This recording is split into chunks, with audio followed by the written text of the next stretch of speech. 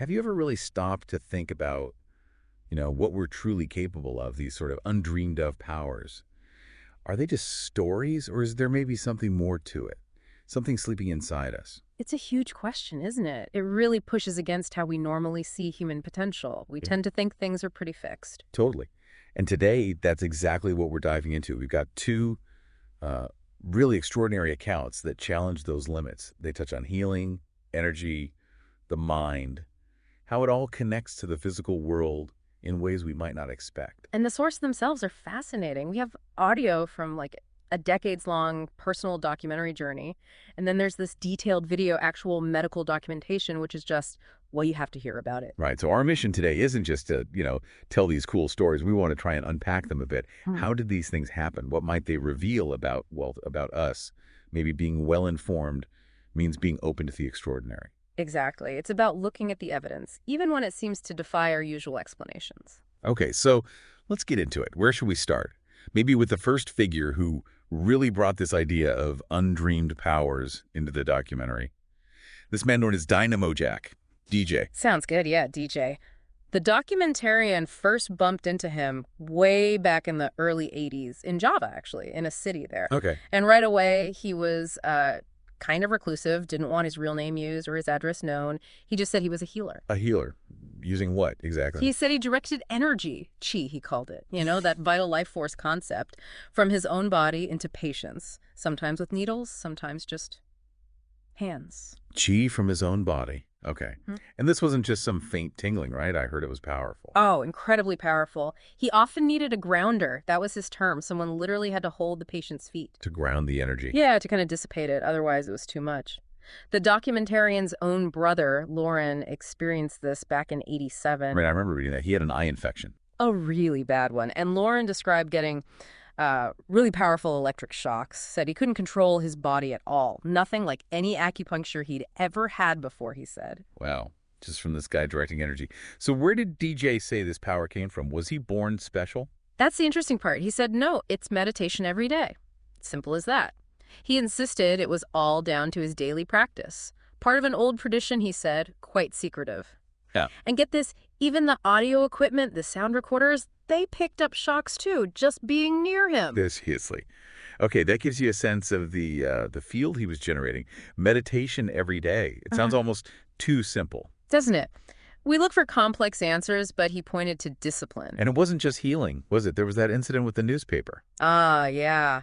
That really shifted things. He took a newspaper outside one day and apparently used his chi to set it on fire. With just his energy. That was the claim, and it was filmed. But when he found out that footage was shown publicly, he was really upset. Felt it was a betrayal or misunderstood, perhaps, and he just cut off all contact. Vanished from the documentarian's life. Just like that. Yep. For years, that was it. Until 1997. This was after Lauren had sadly passed away. DJ actually sought out the documentarian again. He came back. Where had he been?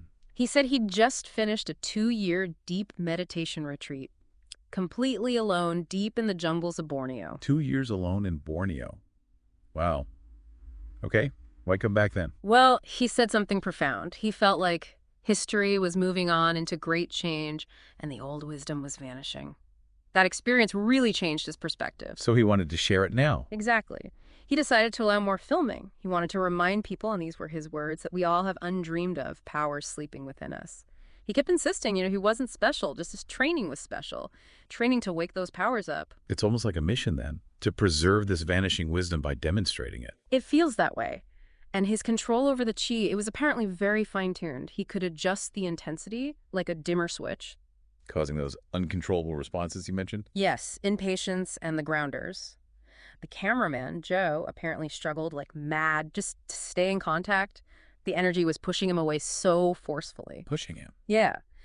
And there was another time a mother was grounding her child, and you could see her visibly grimacing, fighting to hold on through the shocks. Good grief. And you could see it in DJ too. Yeah, you could see signs of the energy passing through him as well, the effort, the concentration. He was the transmitter, after all. And then he made that even more startling claim about resisting rifle pellets. Right. Projecting chi from the palm, he said, could be used defensively. He even laid out the steps. Which were? First, learning to distinguish between yin and yang energy within yourself, the complementary forces. Then pulling that energy into your navel chakra, that core center, and then projecting it outwards. Okay, distinguish, pull in, project out. And he added another layer. He said the specific mix of yin and yang determine the effect, whether you push something, pull something, or even ignite something, like the newspaper. Different mixtures for different effects. That's fascinating. And then came the really strange bit. He claimed that mastering yin qi, which he described as like a more internal, subtle yin energy, that was the key to the spirit world. The spirit world. Okay, now we're really going deep. That adds a whole other dimension. Absolutely. It hints at possibilities far beyond just physical effects. It's quite a claim. So DJ represents this incredible individual mastery, this projection of personal energy. But what about scaling that? Can these principles apply collectively? That brings us to the second account, right?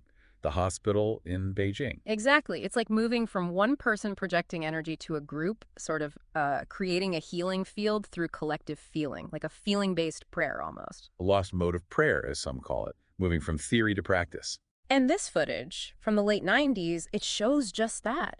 It documents the healing of a pretty serious condition inside a woman's body. This was the bladder cancer case. That's the one. A tumor, about 3 inches across.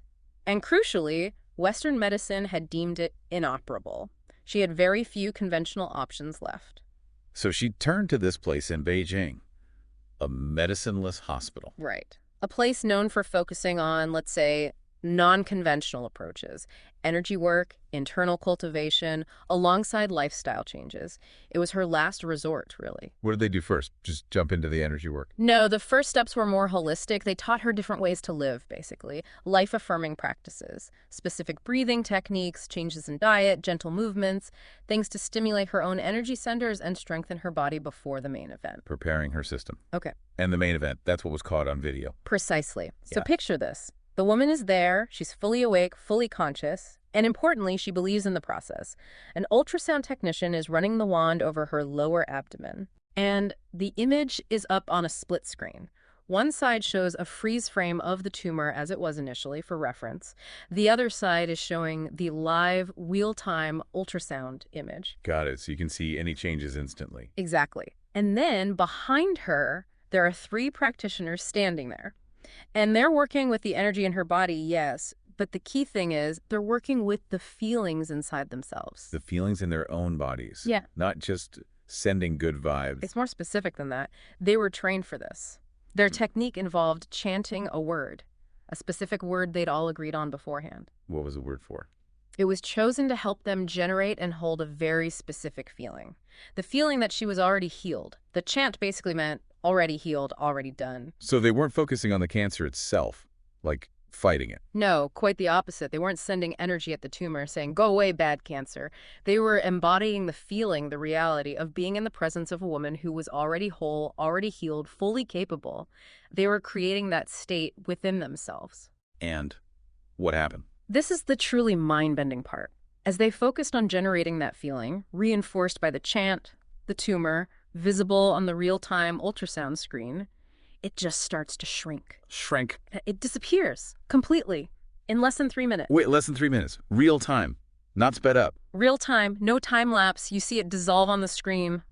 Gone. Okay, that's hard to wrap your head around. So the core idea is her body responded directly to the feelings the practitioners were trained to generate. That's the interpretation, yes. Her body mirrored the coherent, focused state of being generated by the practitioners. It wasn't just positive thinking. It was a trained physiological and emotional state held collectively, a deep internal alignment creating an external effect. Wow. So when you put these two stories side by side, Dynamo Jack projecting his trained chi and this group creating a healing state through trained feeling, there's a real connection, isn't there? Absolutely, a powerful common thread. Both point to the profound impact that trained, focused internal states, whether through meditation or specific feeling cultivation, can have on the physical world, on physical matter. It suggests these undreamed of powers might not be about being inherently special or gifted, Maybe it's more about access. Access through training, through discipline, through shifting how we perceive and use our own internal states. Exactly. It shifts the focus from external intervention to internal cultivation as a primary means of influence. Which definitely opens up some big questions for all of us. What does this really mean about energy, about consciousness, and that fundamental mind-body connection we talk about? Maybe it's deeper and more dynamic than we usually assume. It certainly challenges us to think bigger. Yeah. So wrapping up this deep dive, we've seen these incredible parallels. Dynamo Jack's Qi, the Beijing hospital's feeling-based healing, both hinting that really profound physical changes can happen through share, means that, well, they lie outside our standard medical or scientific models, don't they? They really do. They suggest pathways to influencing reality that rely on mastering our inner world. So the final thought maybe is, if these accounts are glimpses of a genuine human capacity, one that relies on trained internal states, what about that old wisdom DJ feared was vanishing? If these powers are, as he suggested, sleeping within all of us, what might you, listening right now, be capable of if you had the right training, the right understanding? It definitely pushes the boundaries of what we think is possible, doesn't it? Something to ponder. What are the real limits of human potential? Maybe we haven't even scratched the surface.